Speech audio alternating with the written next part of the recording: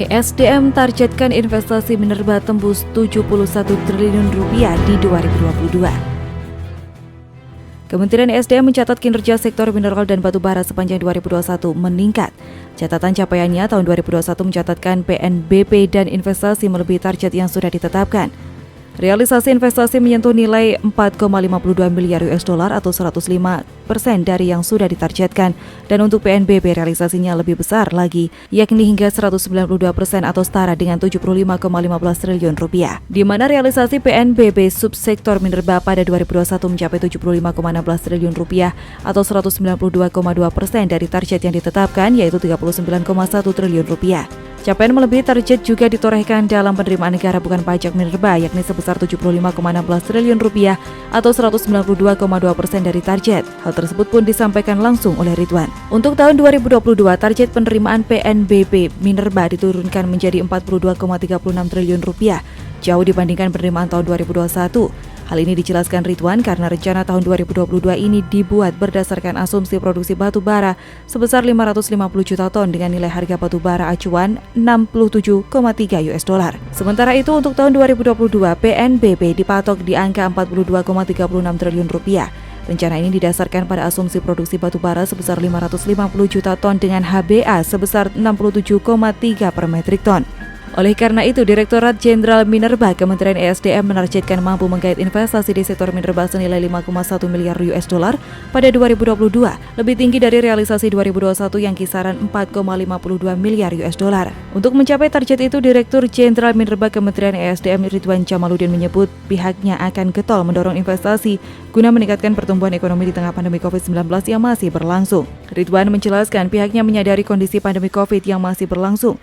Mengantisipasi itu juga, namun tetap optimis bahwa di 2022 akan terjadi peningkatan investasi. Selain itu, pada tahun ini ia juga menargetkan PNBP dari sektor minerba senilai 42,36 triliun rupiah. Ia mencatat realisasi tahun lalu mencapai 192,2% dari target. Ia menyebut target tetap dipasang relatif konservatif dengan asumsi harga komoditas mineral dan batu bara kembali ke level normal, tak lagi setinggi harganya di tahun lalu. Sementara untuk realisasi produksi dan pemanfaatan mineral 2021 untuk beberapa komoditas relatif rendah. Ia mencontohkan produksi timah 2021 yang hanya mencapai 49% dari target atau setara 34,5 ribu ton.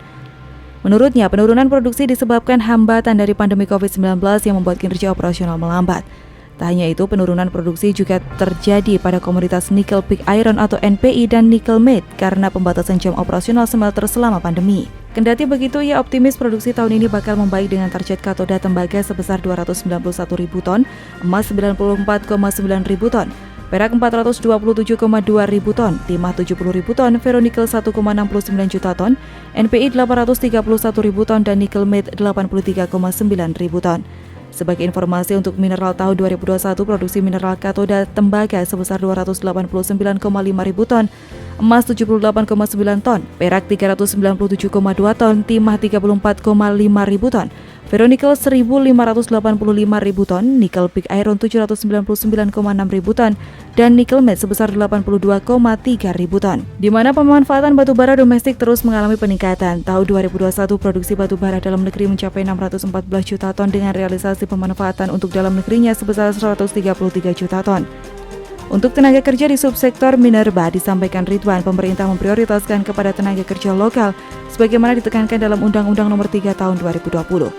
Tahun 2021 tercatat jumlah tenaga kerja Indonesia mencapai 244,945 pekerja, sedangkan tenaga kerja asing sebanyak 5.355 pekerja.